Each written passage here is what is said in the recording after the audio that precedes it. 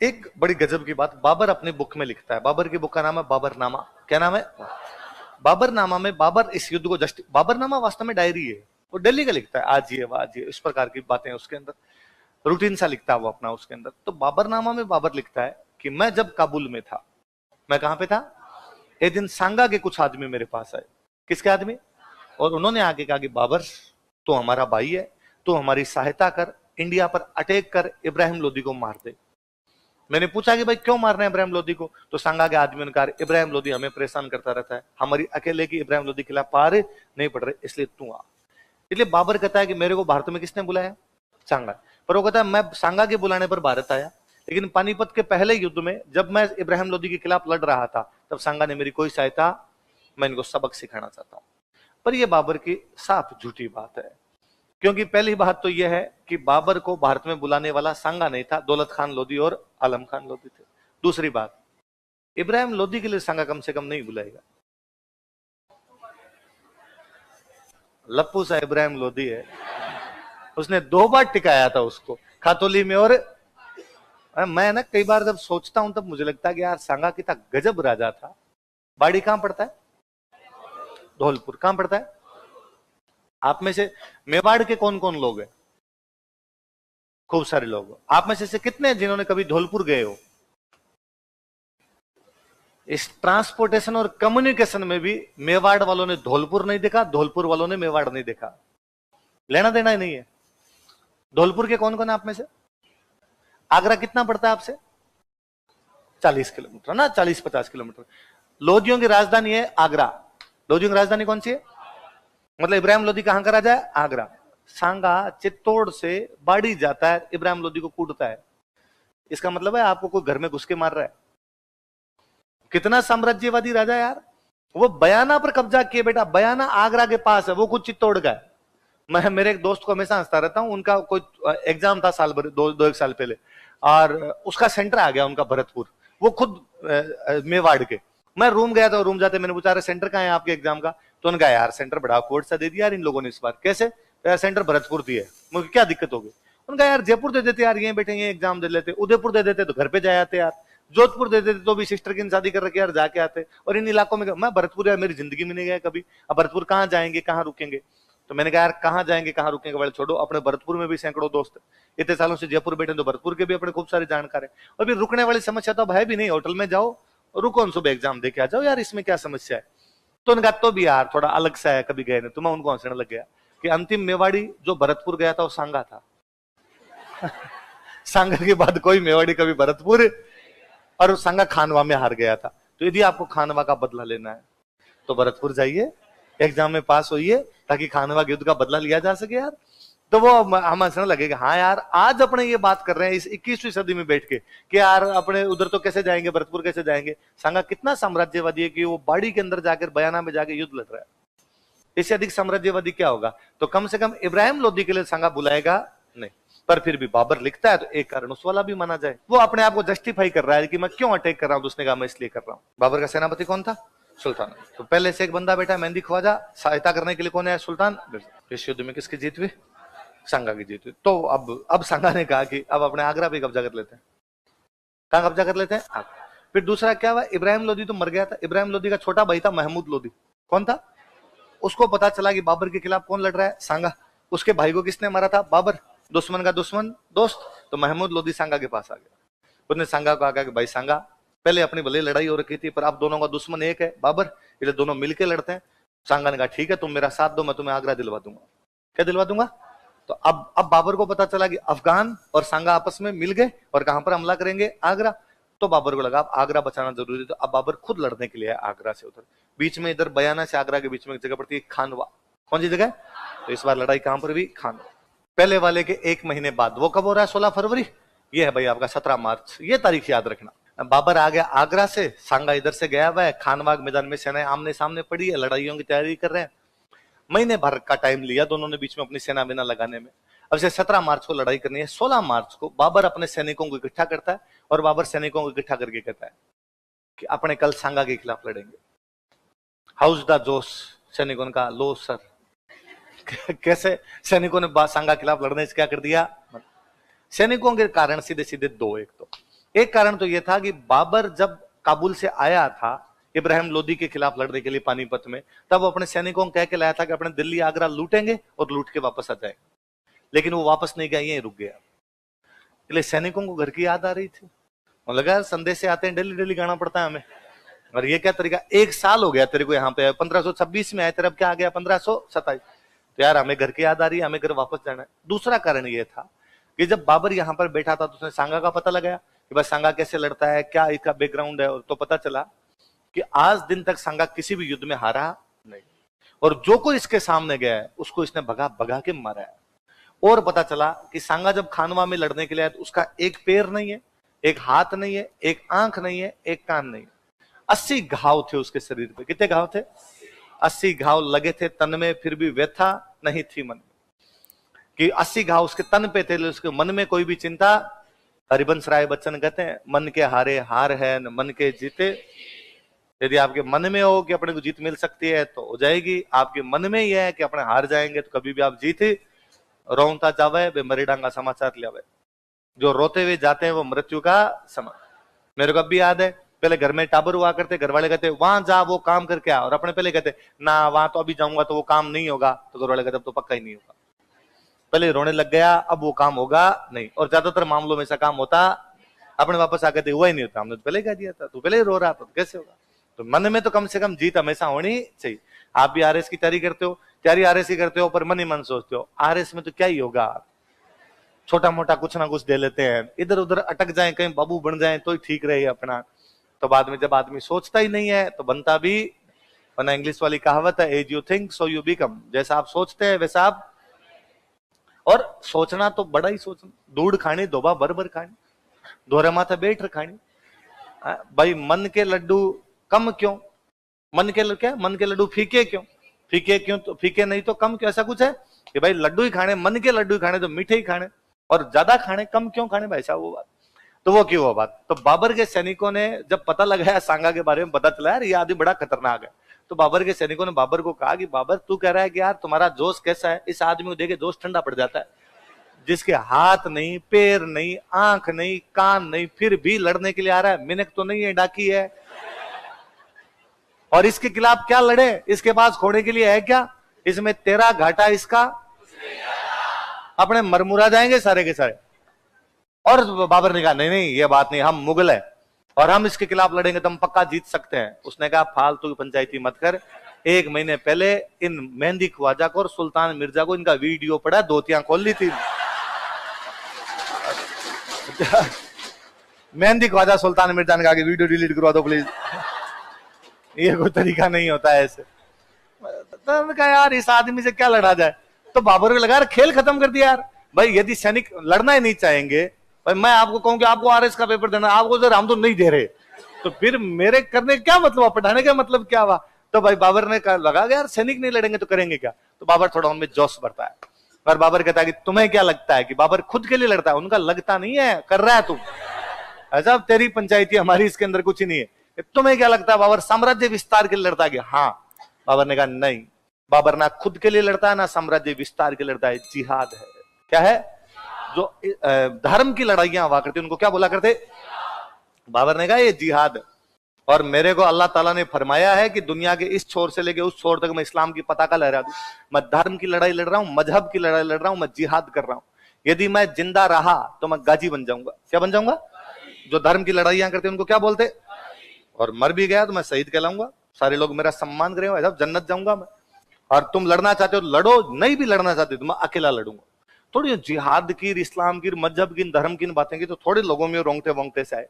पर एक आधे फौजी साहब कोई सियाने थे, फौजी साहब खड़े हुए, Babar hold hold bro hold, एक बात बता, तेरे मुंह से अल्लाह की इस्लाम की बातें शोभा नहीं देती, दारूड़ी है, पूरे दिन दारू पीता। बाबर ढंग का दारूड़िया था, सारे दिन दारू पिया करता हूं। इस्लाम में ये भी लिखा हुआ है, अल्लाह ताला ये भी फरमाते हैं कि शराब पीना हराम है, और तेरे हाथ में अब भी गिलास है। तो बाबर ने गिलास में कहा, बाबर ने कहा बाबर कसम खाता है आज के बाद शराब के हाथ।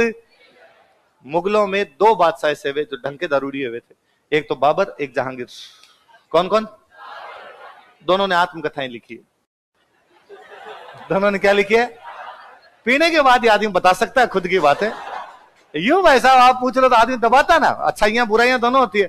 और जहांगीर तो इतना प्यारा आदमी था बापड़ा दारू वाले मामले में, वो लिखता है कि मैं दिन में 14 पेक और शाम को 6 पेक लेता हूं। उसने पेक संख्या बताइए, वो ये तक लिखता है कि पहले मैं नहीं पीता था, पर एक बार मैं शिकार खेलने गया, वहां पर बहुत भयंकर थक गया था, वहां पर कुछ राजस्थान के लोग मेरे साथ थे और उन्होंने मेरे कागजात एक लेके देखो तो तराटी नहीं आ जाए तो देख लेना। और वो लेने के बाद मुझे खूब अच्छा फील हुआ। उसके बाद मैं 14 लेता हूं, दिन में 6 लेता हूं। तो जहांगीर के टाइम में तो राज उसकी रानी करती थी नूरजहां। जहांगीर शासन संभालता ही नहीं था, राज कौन संभालती थी? नूरजहां। तो जहांगीर का खुद का स्टेटमेंट है कि 1 बोतल शराब होवे, आधा किलो कबाब होवे। 1 बोतल क्या मिल जाए? शराब। आधा किलो क्या मिल जाए? 1 बोतल शराब होवे, आधा किलो कबाब होवे, राज नूरजहां दा होवे, पावे खराब होवे, पावे खराब होवे, पावे खराब होवे। नूरजहां राज करती रहे, भले वो अच्छा करे भले ही बुरा, उससे लेना देना नहीं। 1 बोतल शराब दीजिए, आधा किलो कबाब दीजिए, राज किसका होना चाहिए? और जहांगीर को इसके अलावा कुछ भी चाहिए नहीं। तो दोनों ढंग के दारूड़ी थे एकदम। तो बाबरनामा पढ़ी, बाबर की किताब है बाबरनामा, पहले दिलीप सर के पास ऑफिस में पढ़ रही थी, तो मेरे उसके कुछ पन्ने पड़े हुए। तो वो जगह जगह लिखता है, आज मैं सुबह खड़ा हुआ, शरीर टूट रहा था भयंकर तरीके से, फिर मैंने 2 पेक लगाए, तब जाके चढ़ा, ठीक हुआ। दोपहर में मेरा कोई मूड नहीं था पीने का, रिश्तेदार घर पे आ गए थे, रिश्तेदारों को सूखा खाना तो कैसे खिलाता, उनके चक्कर में 2 पेक लिए। शाम को तो बारिश ही हो रही थी ना, मौसम ही ठंडा था, मौसम की नजाकत को देखते हो तो वो सारा दिन पीता हो। फौज साहब खड़े रहे, उन्होंने कहा रे इस्लाम में शराब पीना हराम है, दारूड़ी है, तू दारू पीता है और फिर बात करता है इस्लाम में ये है वो है, तेरे मुंह से धर्म की बातें अच्छी नहीं लगती। बाबा ने फेंक दिया। बाबा ने कहा आज के बाद मैं शराब के हाथ ही नहीं लगाऊंगा। एक फौज साहब ने कहा अंदर एक पेटी पड़ी है। बाबा ने कहा फोड़ दो सारी की सारी।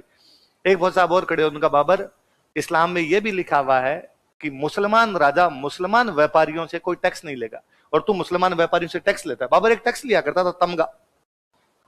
कौन सा टैक्स लेता? मुसलमान व्यापारियों से कौन सा टैक्स लिया जाता? और बाबर ने कहा कि मैं कसम खाता हूं आज के बाद किसी भी मुस्लिम व्यापारी से तमगा कर। अब थोड़ा लोगों को लगा कि हाँ यार अब थोड़ी बात ठीक है। हाउस दा दोस्त सबने कहा हाई सर। कोई पूछेगा बाबर कौन से युद्ध को जिहाद घोषित कर देता है? खानवा। वो क्या नहीं पीने की सौगने खाता है? शराब। वो कौन सा कर हटा देता है? तमगा। ये किससे लिया जाता था? मुस्लिम व्यापारी। किससे लिया जाता? अब ये युद्ध के कारण भाई, अब भाई युद्ध शुरू हुआ इनके बीच में। अपने युद्धों का तरीका ये होता भाई, इधर सेना खड़ी है आपकी बाबर की, सामने सेना लगा दी आपके सांगा ने। बाबर वह पहला राजा था जो उत्तर भारत में तोपें लेके आया था। उत्तर भारत में क्या लेके आया था? बाबर से पहले भारत में तोपों का इस्तेमाल किसी ने नहीं किया था। तोप मतलब बारूद। इससे पहले बारूद का इस्तेमाल नहीं था। इससे पहले क्या लड़ाई थी? तलवार से तलवार, भाले से भाला, तीर कमान से तीर कमान, घोड़े से घोड़े वाला लड़े, हाथी से हाथी वाला लड़े, पैदल से पैदल लड़े। अपनी लड़ाइयां वो थी। बाबर पहली बार क्या लेके आया था? तोपें। एक तो अपने वालों को कभी तोपें देखी नहीं थी, आउट ऑफ सिलेबस हो गया था एग्जाम में पूरा एकदम। फिर दूसरा अपने साथ ये दिक्कत और थी, जैसे मान लो इसमें लिखा वागड़ का उदय सिंह, तो वागड़ का उदय सिंह अपने 7,000 फौजी लेके आया, तो वो यहां पर खड़ा है कि उदय सिंह खड़ा है यहां पर। आमेर का पृथ्वीराज मान लो अपने 4500 फौजी लेके गया, तो वो यहां पर खड़ा है। यहाँ पर बीच में एकदम सांगा खड़ा है, उसके साथ में यहाँ मालदेव खड़ा है, यहाँ पे अखिराज देवड़ा खड़ा है, यहाँ पे मान लो चंदेरी का मैदीन राय खड़ा है, हसन खान मेवाती खड़ा है, देवलिया वाला बाग सिंह खड़ा है। सब लोग अपने अपने सेनाएं लेके खड़े हैं। शुरुआत में लड़ाई शुरू हुई, यहाँ मान लो रतन सिंह चुंडावत हारावल के अंदर खड़ा है। लड़ाई शुरू हुई, तोपें आने लगी, तोपों से सैनिक मरने लगे। पता ही नहीं था यार तोपों से कैसे युद्ध किया जाता। घोड़ा आया साथ में 50-60 को उड़ा के चला गया। इनको ये तो समझ में नहीं आ रहा था ये कैसे होगी सब चीजें एकदम। जब ये तोपों से सामने वाले मरने लगे तो एक दिक्कत आएगी। मान लो यहाँ पे अमीरवाड़ा पृथ्वीराज खड़ा है और वो तोप का घोड़ा मर गया। अपने ये भी था कि सारे राजा खुद युद्ध में भाग लिया करते, पृथ्वीराज मर गया तो मान लो पृथ्वीराज 4500 आदमी लेके गया। यदि पृथ्वीराज मर गया तो उसके 4500 सैनिक अब लड़ाई नहीं करेंगे। उनका भाई हम किसके पीछे आए थे? वो मर गया, अब हम बाहर। पता चला आधे घंटे बाद में उदय सिंह मर गया वागड़ वाला। इसके साथ में 7,000 आदमी आए थे, उन मान लो 1000 तो मर गए, 6,000 बचे। वो अब 6,000 लड़ाई नहीं करे, वो बाहर।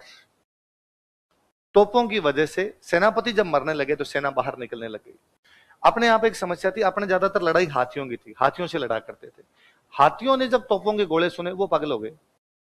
उन्होंने भी तो बेचारों ने तोपें नहीं देख रखी थी, धमाके होने शुरू हुए, इसलिए हाथी भागने लगे। भागते हुए हाथी को आप कंट्रोल नहीं कर सकते, इसलिए हाथियों ने इनकी सेना को कुचलना शुरू कर दिया। थोड़ी देर में इनके समझ में आ गई बात कि इन तोपों की वजह से अपने मर रहे हैं, तो इन्होंने लोकेशन थोड़ी चेंज की, यार साइड में हटके, साइड में से हटके लड़ो अपने। इतने बाबर एक गेम और खेल गया। बाबर ने इतने बाबर जब ये सैनिक इधर हाथियों की वजह से मर रहे हैं, तोपों की वजह से मर रहे हैं, तो एक तो सांगा ने ये कहा, सांगा ने ये कहा कि मुझे सबसे आगे ले जाके खड़ा कर दो।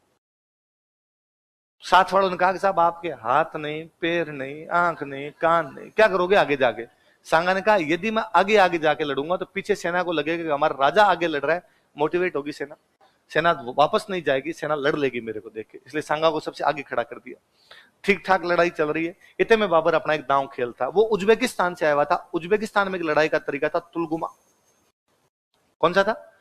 अपने यहाँ पे लड़ाई थी कि आमने सामने लड़े, भाई ये है इनसे ये लड़े, इससे ये लड़ ले, इससे ये लड़ ले, इससे अपने सीधी सीधी लड़ाई होती। और उसमें अपने राजस्थान वालों की लड़ाई तो और बड़ी गजब की थी कि अपने तलवार से लड़ रहे हैं, सामने वाले की तलवार टूट गई तो अपने वाले खड़े हो जाते, नहीं लिया, और अपने मानते भाई तेरे पास तलवार है ही नहीं तो तू कैसे लड़ेगा। और वो यदि कहती था भाई मेरे पास नहीं तो अपने वाले कहते रुक मेरे पास दो है, ये एक तू ले ले एक मैं ले लेता। ये भावना अपने में अब तक है ना। मेरे कोई कहता ना भाई अपने राजाओं ने दिमाग नहीं लगाया, तो मुझे लगता है ये तो अब भी है अपने में। मैं कहता हूं अब भी कॉलेज टाइम के अंदर और कभी कोई लड़ाइयां हो जाती, स्कूल में कभी लड़ाई हो जाती, तो उसमें कोई आके दोस्तों में यूं बातें करता ना कि आज हमने उसको पीट दिया रे, तुम कितने लोग थे कि 5, वो कितना था 1, और दोस्त हम आलोचना कर दिया करते, अरे यार अकेला था बापड़े क्या मरा रे, तुम 5 जने लगे मरे। वो भी हमारा कोई दोस्त आके कभी कहता या कभी ऐसी कोई बात सुनते, एक दोस्त आया उसने कहा यार उसके सिर में लगी हुई है, यहाँ पे लगी हुई है, अरे क्या हुआ क्या वहां पे मेरी लड़ाई हो गई थी, वो कितने लोग आए थे कि 5 आए थे, क्या हुआ तो उन्होंने मेरे को पीटा, पर मैंने भी उनके 2-4 के सिर फोड़ दिए थे। शाबाश मेरे चिते, कोई बात नहीं, भाई का इलाज करवा लेंगे, पर भाई वहां से भागा। ये अपने ही मानते थे, आज भी अकेले को पीट दे अपने उनको कभी बहादुरी का तमगा देते नहीं। तो अपने वो भावना तब भी थी यार, जब जिसके पास हथियार नहीं उसे लड़ा कैसे जाए। बाबर यहाँ साम दाम दंड भेद जानता है, उसको जानता था लड़ाई में जीत होती है लास्ट में। सिद्धांत विधांत आपके बहुत साइड के अंदर रह जाते हैं। उसने काम किया, उधर उसने एक सेना इधर से उतारी, एक सेना इधर से उतारी, 3 तरफ से घेर के मारते थे, इसको क्या बोलते थे? अब मैं सामने वाले से लड़ रहा हूं इससे, तो मैं ये तो सोच ही नहीं सकता ना एक इधर से भी आके मारेगा मुझे लगता था इसके खिलाफ लड़ रहा हूं, या तो ये मुझे मार देगा या मैं इसको मार। इतने में इधर से तिरछा एक और आगे मारने लगा, तो मैंने पहले तो उसको ये कहा कि चीटिंग है, चीटिंग, सामने से आओ, ऐसे नहीं लड़ सकते। इतने मार मुर गए। इधर तुलगोमा में सैनिक मर रहे हैं, तोपों से लोग मर रहे हैं, सेनापतियों की वजह से सेना बाहर निकल रही है, हाथियों की वजह से सैनिक मर रहे हैं। बाबर ने देखा कि सांगा सबसे आगे आगे लड़ रहा है ताकि सेना का मोटिवेशन दिया जा सके, और सेना वास्तव में मोटिवेट होगी, उसकी ठीक ठाक लड़ रही है इस समय। तो बाबर ने फिर दिमाग लगाया, उसने पूरी कैलकुलेशन बिठा रखी थी। उसने अपने 1001 लोगों की एक टुकड़ी थी जो तीर चलाना जानती थी, उनको कहा तुम एक ही काम करो, सारे के सारे तीर सांगा पे मारो, सारी की सारी एक टुकड़ी को पूरी यहां लगाई जाए, क्योंकि यदि सांगा मर गया तो इनकी पूरी सेना ही वापस चली जाएगी। तो उन्होंने कहा साहब सांगा को मारना इतना सरल भी तो नहीं है, उसके चारों तरफ भी तो बाउंड्री, वो हमें मारेंगे। कोई बात नहीं, 1000 है, 999 में मर जाएंगे, एक का तीर भी सांगा के लग गया अपना काम हो जाएगा ना। और सारे के सारे तीर जब सांगा पे लगे, सांगा को तीर लगता है, सांगा मरता फिर भी नहीं है, पता कितना चिढ़ा आदमी था इसमें। और वो हाथी का जो होदा होता है जिसमें बैठते हैं, उसमें गिर जाता है पीछे। अब मैं यदि यहाँ हाथी पे बैठ के गिर रहा हूं ना, तो मेरे पीछे जितने लोग होंगे उनको मैं दिखूंगा, तो पीछे जो सेना खड़ी थी उसको दिखा पे सांगा गिर गया। सांगा गिर गया तो सब सैनिकों को पीछे बढ़ने लगा, इसका मतलब अपने राजा तो मर गया, अब लड़के क्या करें, पीछे वाली सेना हट गई पीछे। हालांकि मेवाड़ में रिवाज था कि जब भी मेवाड़ की सेना कहीं भी लड़ने के लिए जाती तो हमेशा जो उसका सेनापति होता वो सलुम्बर का होता, और वो कौन था? और यदि राजा किसी भी वजह से युद्ध से बाहर निकल गया, घायल होने की वजह से निकल गया और किसी वजह से निकल गया, तो हमेशा सादड़ी का जो झाला होता ना, वो राजा का मुकुट पहन के लड़ा करता था। तो जैसे सांगा घायल हुआ, मालदेव और अखिराज देवड़ा उसके साइड में थे दोनों, मालदेव अखिराज देवड़ा हाथों हाथ सांगा को वहां से निकालते हैं, झाला अज्जा को सांगा वाला मुकुट देके कहते तू हाथी पर चढ़ जा, वो फटाफट हाथी पे बैठ के लड़ाई करता भी है। लेकिन तब तक इनकी सेना इतनी लंबी चौड़ी थी कि मिसकम्युनिकेशन हुआ और पीछे वालों तक ये सूचना ही नहीं पहुंचा सके कि सांगा मरा नहीं है, घायल हुआ है, पीछे वाली सेना ही लूट वापस लौट चुकी थी। बाबर इस युद्ध को जीत गया। बाबर ने जीतते ही उपाधि धारण की, गाजी। क्या उपाधि धारण की? जो धर्म की लड़ाइयां जीतते उनको क्या बोलते?